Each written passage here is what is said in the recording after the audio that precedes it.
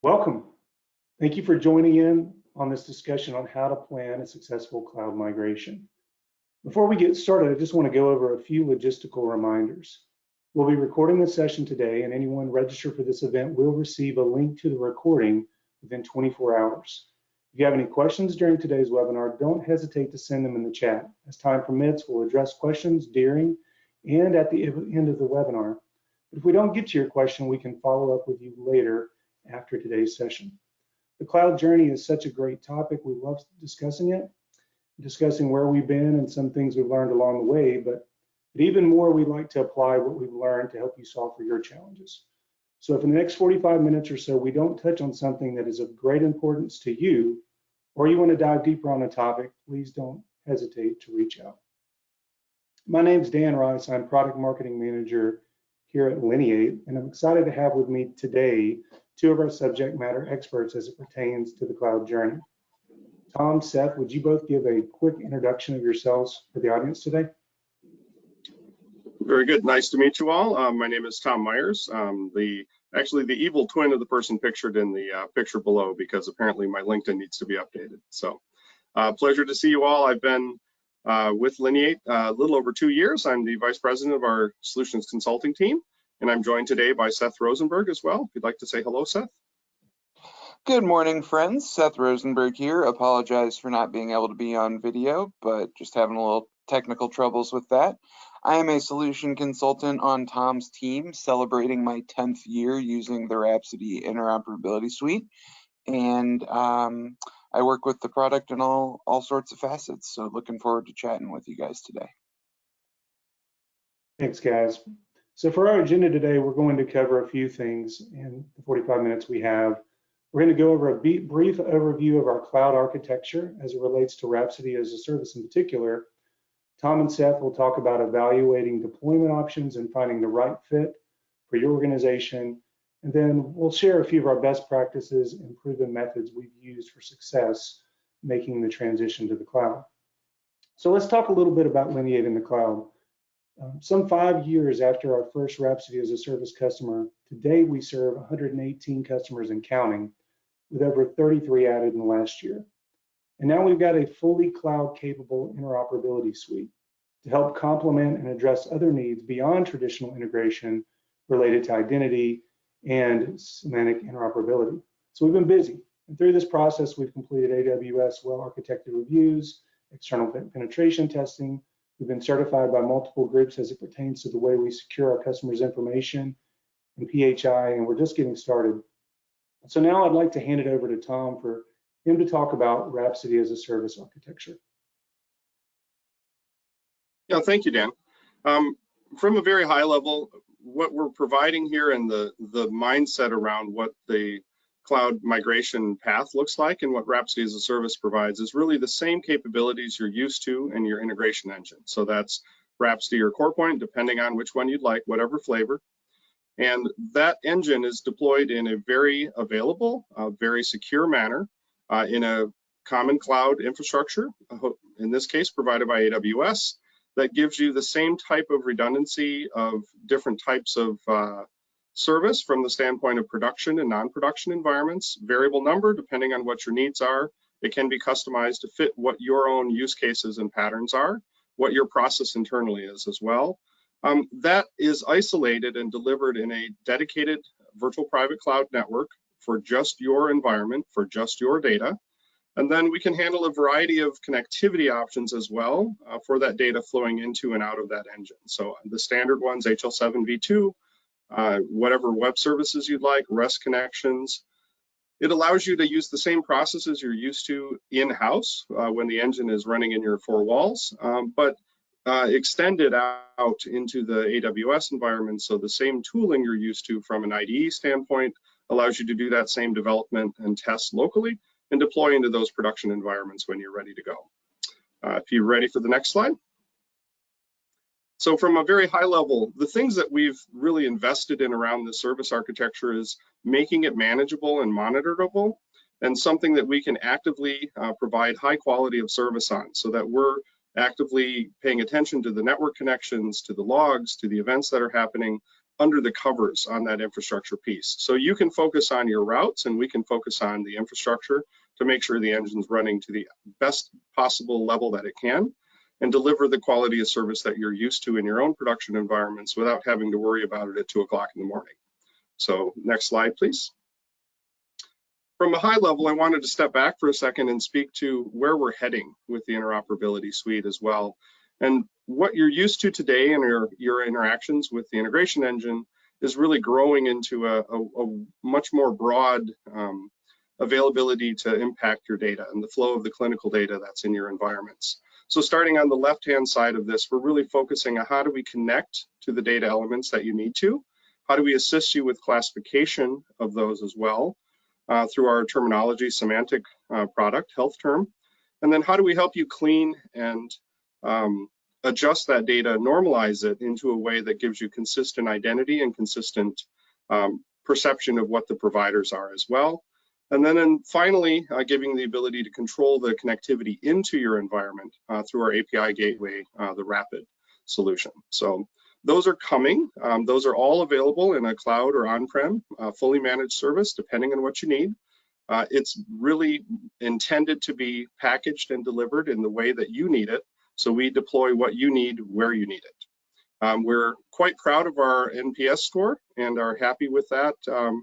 Happy customers really are the strongest indication of the offering. So from the high level view of the suite as a whole, it's really focused on this idea of a variety of services that work in conjunction to give you the best possible delivery of clean quality data into the environments that you need to, and allows you the control to share that information out with your partners and your different services that you're connecting to as well. So you can see the flow of data moving from the left side of this diagram through the integration engine. That can be traditional data in the HL7 world, Fire world, REST and SOAP calls, AMQP for pub/sub things, direct connections to SQL, all the things you're used to, but can now also be extended to handle things like DICOM as well, for handling the intelligent routing, proxying, and data metadata normalization that would be needed for quite a few complex workflows within that. Including the ability to consistently reconcile the patient demographics through the identity services, and then also give you consistency of codes. So as you have data coming in from local codes or from SNOMED, and you need to have them converted into an alternate, like a LOINC or whatever the reporting agency would like, you have the ability to do that inline in the flow within your engine, coupled with the connectivity to the products in the suite that we're providing. And those ultimately can wind up in a repository that's scalable and handles the workflows that you're trying to tackle, whether that's a Fire server, which we're happy to help you provide, or a data lake or an XDS document repository, whatever that would be. It's really intended to fit into your architecture and complement what you're trying to do today. And again, all of these are available either fully managed or as a hosted service, just as infrastructure within our cloud environment, and we're happy to talk about that. So today, we'll be focused primarily on the integration box of this diagram and showing how your current production environments can be migrated into a very robust and future-forward cloud environment. So next slide, please. So with that, we have a small question that we'd like to ask those who are in attendance. Where do you consider your organization on its current cloud migration journey? So if you could take the time and please select one of these, we'd love to have your perspective. We're not going to vote ourselves because we kind of know where we are already. Take a moment for that.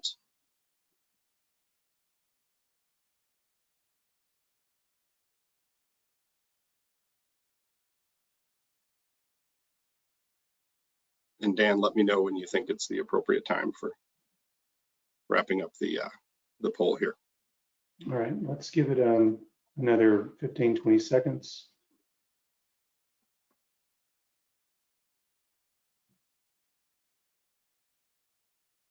All right, we can go ahead and close the poll out now.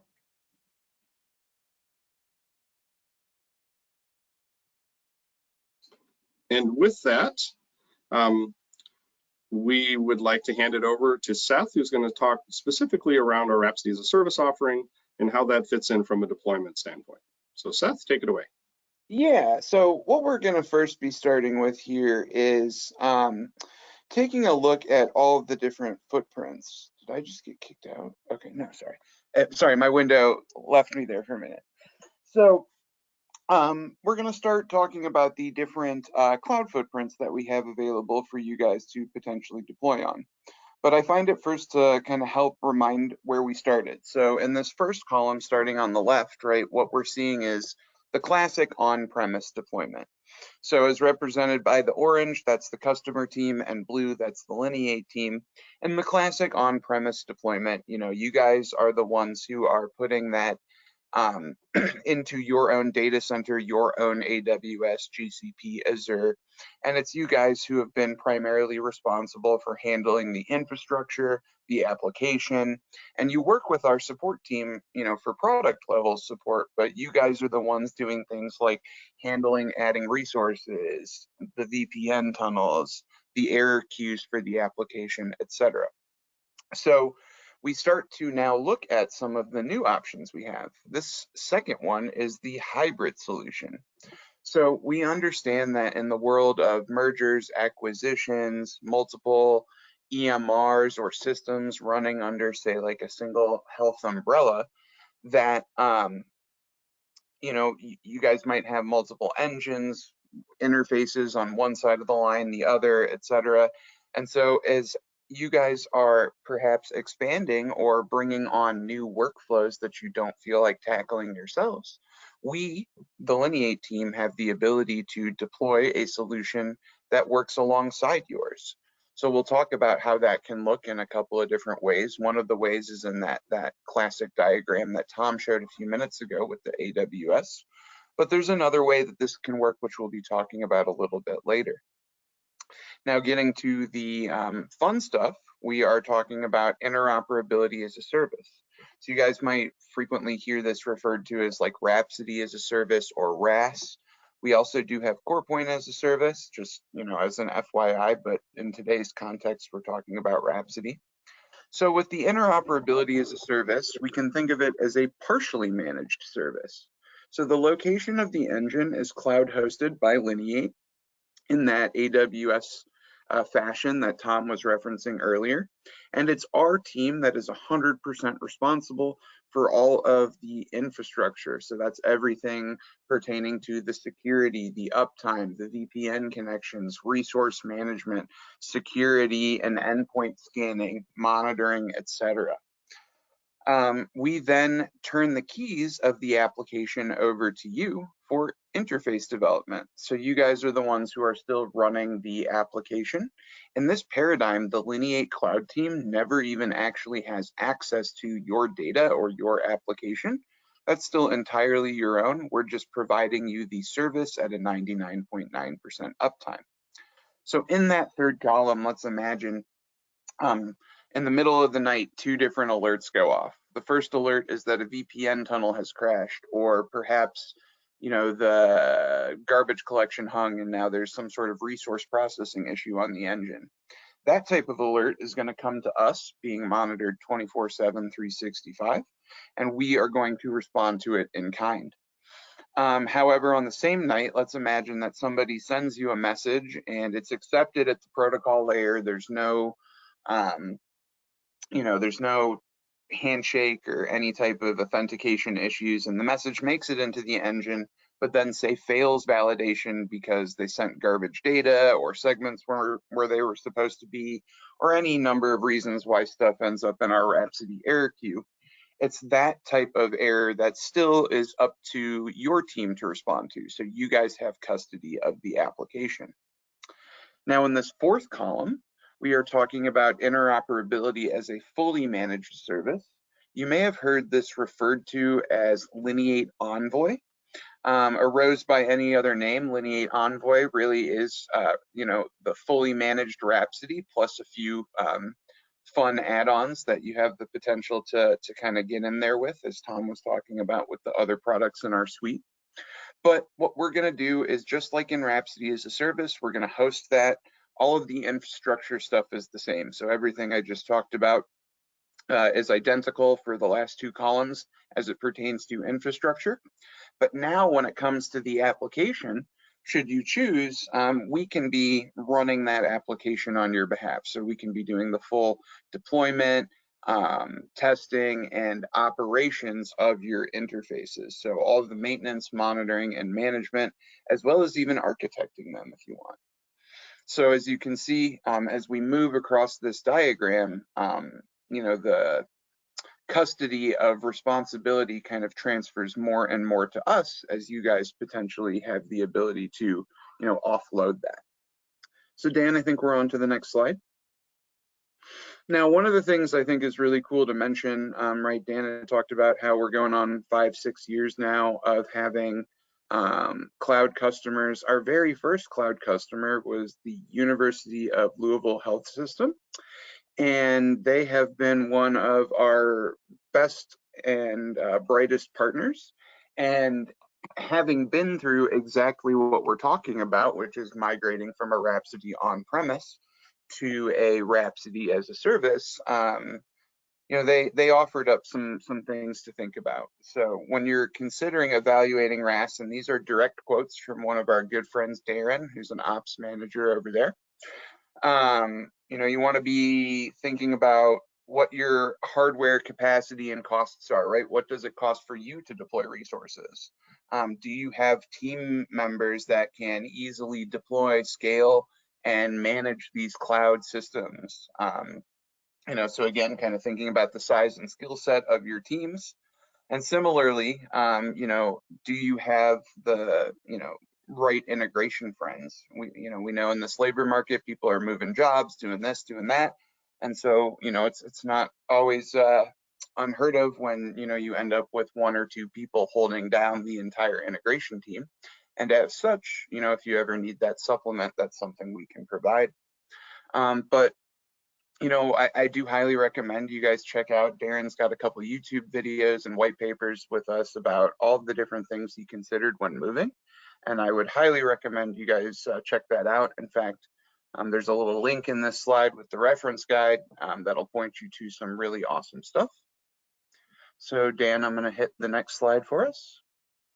So one of the best things, in my opinion, about Lineate, regardless of the footprint that you choose, is that you're going to be guided by a team of, seriously tenured experts.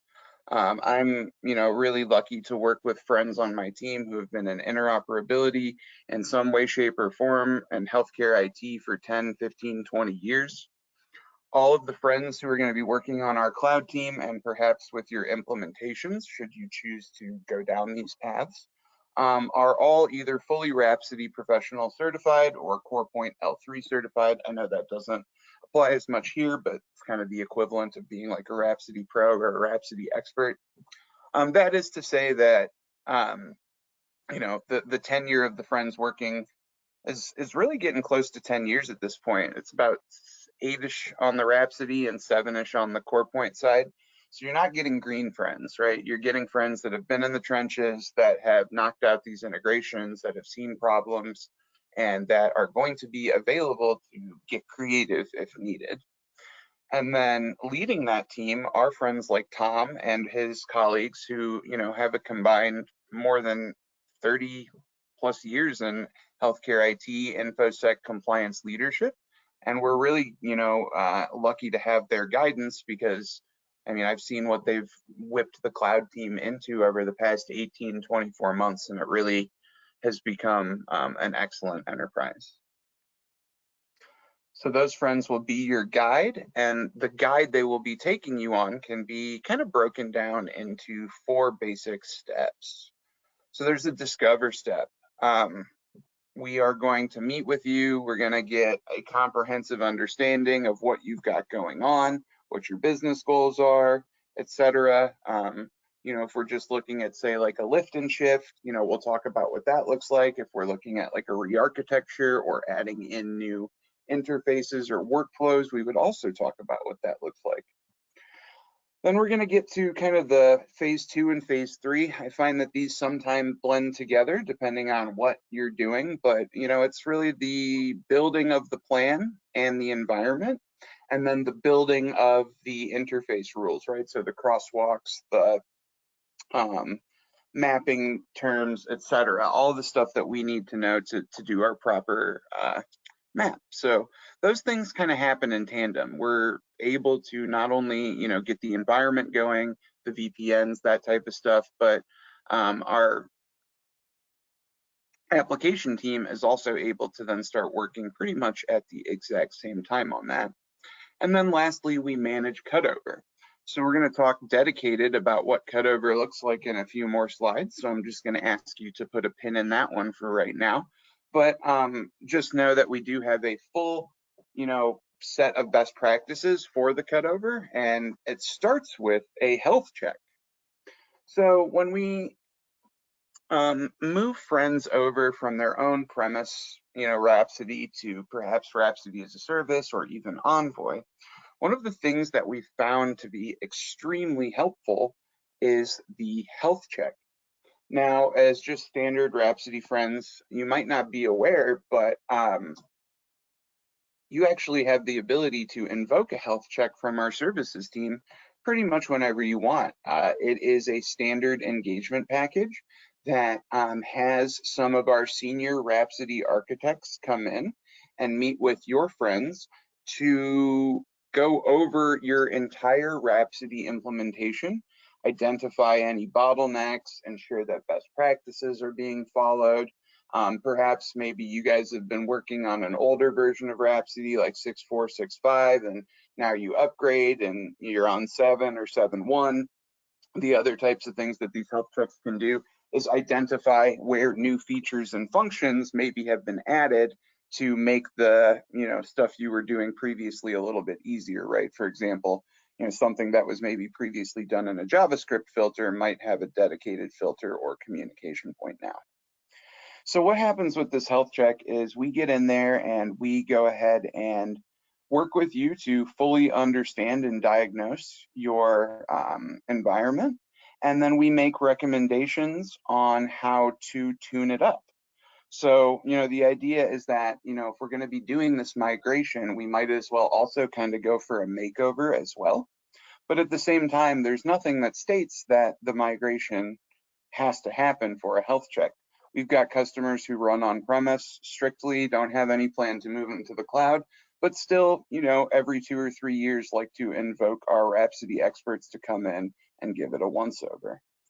So that's typically step 1 of the migration, is the health check. And Dan, I'll have you go to the next slide for me, my friend.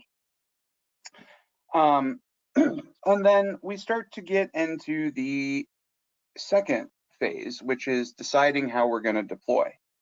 So you'll remember from that grid earlier, right? We had the hybrid option, we had the as a service option, and we had the fully managed option. So this is where I'm going to kind of connect some dots and talk a little bit about that hybrid option for a moment. So one of the cool new things that we've got going on here with Lineate is a partnership with a, is it Austin, Texas or Dallas, Texas based? Tom, forgive me. I believe they're based out of Austin. So we've got a great new partnership with a company out of Austin, Texas. They're called TrustGrid. TrustGrid is not only like a network appliance, but it's also a secure bridge that allows us to securely connect data centers via encrypted tunnels. It's driven by a zero trust policy between Envoy and your systems or the customer systems. And the idea is that it gives us the ability to run alongside existing infrastructure or within the 4 walls of a customer's network. So Dan, I'm going to have you hit the next slide for me real quick. And this is something that you can kind of see visualized here. So, I personally got started in the health information exchange game and have, tried to work with different customers in different jurisdictions for all different sorts of reasons. And sometimes we find that, for one reason or another, the easiest way to approach the problem would be to put an engine on the customer's network. And via our partnership with TrustGrid, and then the Lineate Envoy service, which is fully managed interoperability, we can actually do exactly that. So we can deploy the TrustGrid on your network or the customer's network, and then within that, run a 99.9% uptime SLA guarantee, fully managed interoperability service, communicating not only with you guys, but with your customers and anything that else needs to happen. So the fun thing here is that it really just starts to expand our options.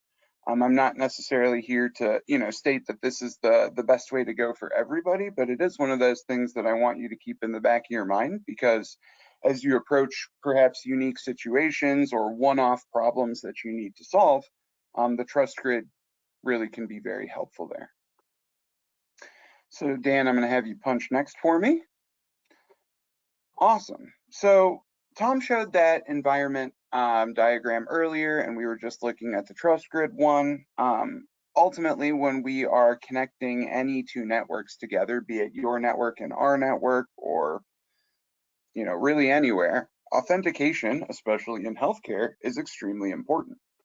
So as we've grown to support more and more cloud native functionality, a big part of that has been supporting different types of network-to-network authentication for connectivity. So you can kind of go the classic route, right, which is what we do with HL7, SSL whitelisting. We can also do public IP and static IP ACLs and firewall rules. We do understand a lot of friends still have customers that demand a VPN, so we can do classic IPsec site-to-site VPNs. But then we can continue to leverage some of that new, more modern stuff. We can do direct connect. We can do AWS private link. We can do VPC peering in a couple of different flavors. So the idea is that, we really want to be as flexible as possible to accommodate whatever network authentication that you guys might need, because again, we understand people have different procedures and policies, and as such, we want to have as many options for them as possible to feel as secure as possible. So we'll go ahead and fire up the next slide. So earlier when I was talking, right, I said we would talk a little bit about the actual cutover process. So let's imagine here, right, we've gone through our health check, we've kind of identified what's getting tuned up, and now it's time to actually say cut over from your legacy engine to the cloud engine. So we have a fully tried and true method for doing this, kind of colloquially referred to as the bubble method, as we like to keep things in bubbles and make sure that we are never getting rid of something too soon. So the very first stage effectively has us taking your upstream system and still sending to the legacy engine, but the preprocessor on the legacy engine is going to also send a copy of that message to us in the cloud. Now the legacy engine is going to do its standard processing and send it to the downstream engine, but it's also going to send it to a file share or a database or something that we decide on, where we will do a compare and monitor, or a diff, to ensure that all of the messages being processed by the legacy engine are identical to the ones being processed by the cloud engine, as they should, in theory, be doing the exact same thing. So if after, say, a week of monitoring, we see, 0% diff, that's great. If after a week of monitoring, we see a 5 or a 10% diff, we'll get into it, we'll figure it out, we'll fix it, and then, continue to run the test. Now, in the second phase, we are going to still be utilizing the network traffic and connectivity between the upstream system and the legacy engine, but it's going to be the second engine, the cloud engine, which is actually processing the message. So the upstream legacy engine will receive the message, it will immediately process it and pass to our cloud engine, where we will do the full parsing, processing, and sending to the downstream. And the reason we do this is, again, because we don't want to move too many things at once. So we're going to start by making the network connection to the downstream system from us, but not interrupting the network connectivity to the upstream system via you. Now, again, after an agreed upon period of time, we will go ahead and actually just remove the legacy engine from the need to process. So it'll basically just sit there on ice for a predetermined period of time in case for some reason we ever did need to flip back to it. But the upstream will send directly to the cloud engine. The cloud engine will process it and send it downstream. And after, again, an agreed upon period of time, we can go ahead and deprecate and turn off that legacy engine. Tom, I might invite you in for any color commentary there. I don't know if any thoughts. No, it's really just around being responsible about the transition as you cut over from those local production environments into the cloud ones, and understanding that those are real and they have their own vagaries and things that go bump with them. So being able to accommodate that and responsibly roll back as needed. It's not just a flip the switch and never look back.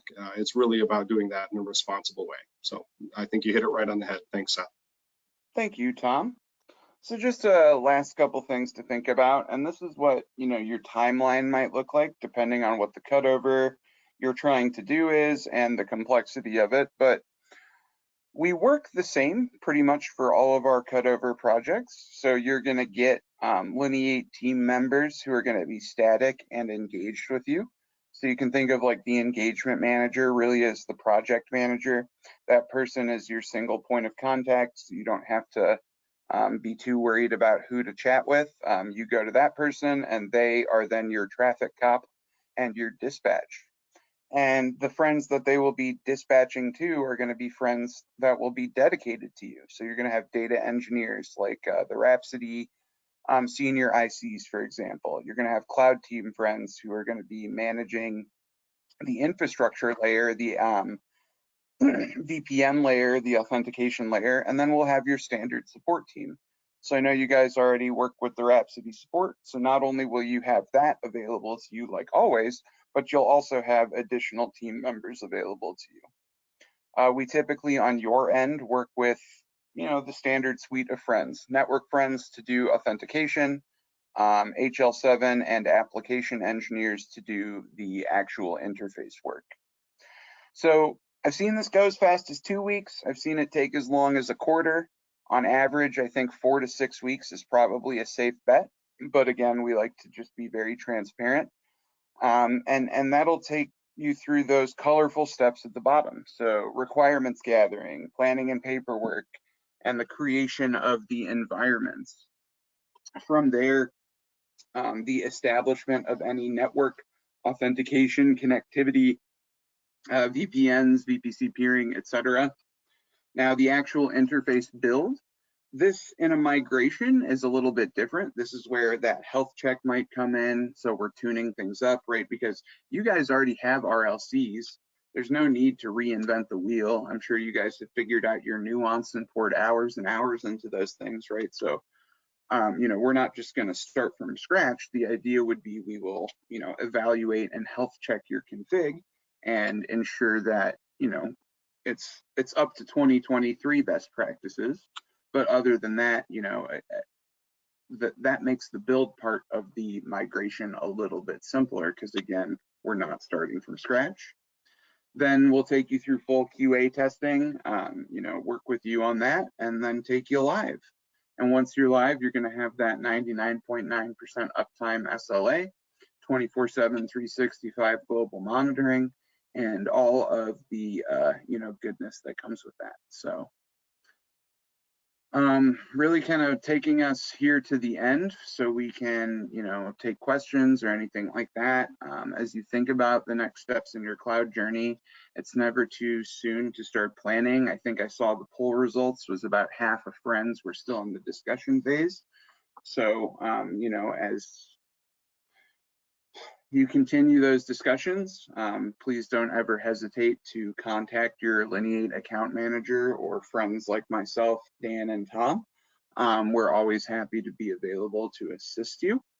And if you want to even kick that off a little sooner with a health check, that's something we can do within your own environment pre any type of migration. And really, the sooner you're ready to go, the faster we can help you. So, as you think about these cloud steps, just know that we're here to be your partner, to be your guide, to be your, trusted assister, and we're going to be here to help you be successful. Thank you, Seth. Before we close and take a couple of questions, just echoing what Seth said, please come make the journey with us if you're in those discussions.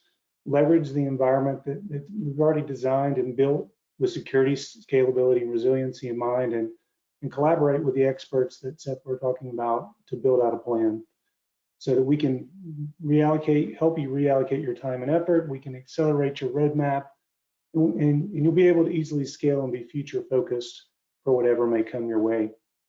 We do have a couple of minutes for questions, but if we don't get to your questions, we'll respond by email if we run out of time. So let's go ahead and go to any questions we may have. Let me kind of minimize something so I can see. So looks like we do have one question. Does the Lineate Cloud have a government cloud presence, the government one having to meet a lot of tighter regulations, or does Lineate Cloud meet all of the federal HIPAA, PHI, PII regulations? Yes, actually, Lineate Cloud complies with all federal HIPAA, PHI, PII regulations. We can optionally be deployed in HITRUST certified configurations if that's a requirement. Anyone else? That was the only question that we see in the chat at the moment.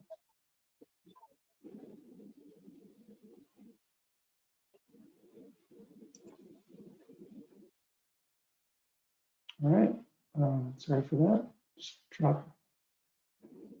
Well, if that's all we have today, thank you so much for attending. We appreciate your presence and look forward to our next webinar next month. But if you have any questions, please reach out, and we'd love to set up a conversation with you. Thanks, everyone. Have a great day. Thank you for your time today, friends.